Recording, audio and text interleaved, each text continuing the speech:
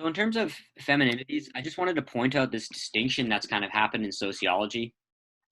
When we used to talk about femininity and masculinity, uh, we used to kind of just have one word for it, and we didn't have like a plurality of what those definitions are. And as sociology emerged and started to evolve and develop, particularly in the 1960s, 70s, with women's and civil rights movements, the term femininity didn't necessarily describe femininity that was experienced in various socio-demographic contexts and backgrounds. So a black woman who is experiencing femininity might not experience the same social experience as a white woman who's experiencing femininity. So I just wanted to point out that the distinction between using femininities and femininity is based on a historical evolving of the discipline and related to those sociocultural contexts that we're trying to include more, because it makes sense that the social experience of race, for example, or education, particularly, or even age, can drastically influence how you experience femininity.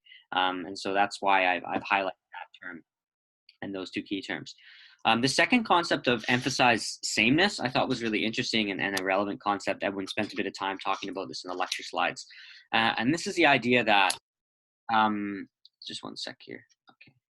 Yeah, this is the idea that a woman chooses to be resistant to feminine ideals in order to become what looks like they're trying to embody their own sense of gender, but really what the theory of emphasized sameness says is that they're really trying to just become more masculine. And so like there is this, and we kind of talked about this in the writing sprint a little bit, that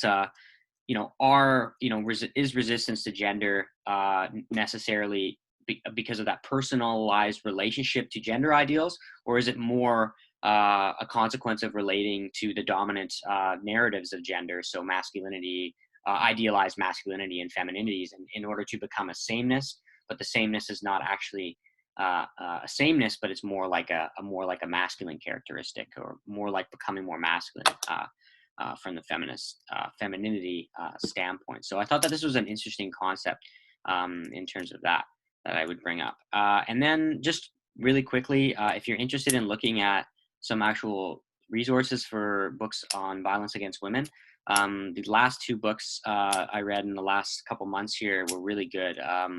My Journey Through Prostitution by Rachel Moran is a former sex worker who just writes this beautifully philosophically and really captures what I would argue is the sociological imagination and form. This really deep and empathetic, compassionate, but unapologetic understanding for being a sex worker and what it means, and makes a very strong case against legalized sex work. So as somebody who, my mother works down in the downtown east side, and many of her clients are sex workers. The concept that sex work should be legalized is often been touted as a female liberation movement, and it's pro-choice and these sorts of things. But in my view, Rachel Moran makes this very, very strong claim that there are still psychological things going on there that need to be addressed. And that, like, even though it might seem like something that's liberating, the amount of disassociation that can come into that analysis and not recognizing the trauma that one is continuing to undergo, I think she makes a really strong claim in that book. And obviously, a lot of the violence against women that's presented statistically with strong data in that book comes from men, not entirely, but a lot of it.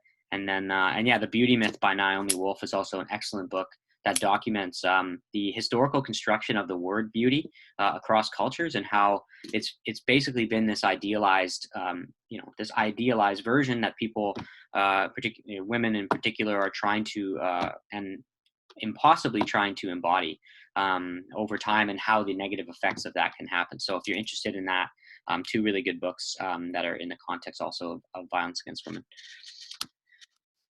Now, today's packback analysis, won't spend too much time. It's a bit shorter than last week's, but I still thought it had some good qualities to it that I wanted to emphasize. Once again, a key component is the breaking down into relatively clear paragraphs for analysis. A good opening sentence that gives us a good understanding of what the topic is going to be about. There's also something I wanted to point out about this that might not be overtly recognizable, is the actually academic tone that it's written in. So many times in university writing, you're going to be asked to write in a more academic tone. Now, I think writing in a personal tone is very important and has a very powerful way of expressing views. In my own thesis work, I try to attempt both of those. I write in personal tone sometimes, and sometimes I write in a highly academic tone, trying to bridge the gap between academia and everyday people. But this is a great example of like taking an academic tone.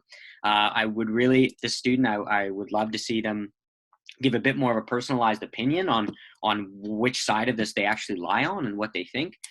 So that it would be my only criticism of that. But otherwise, I think it's really well organized. It's a bit brief, but still like a good well written, and yeah, really emphasize that academic tone. So you can see what I mean here when they go on to talk about what different people think about it, and they say, well, some argue that children should be raised like this, others argue like this.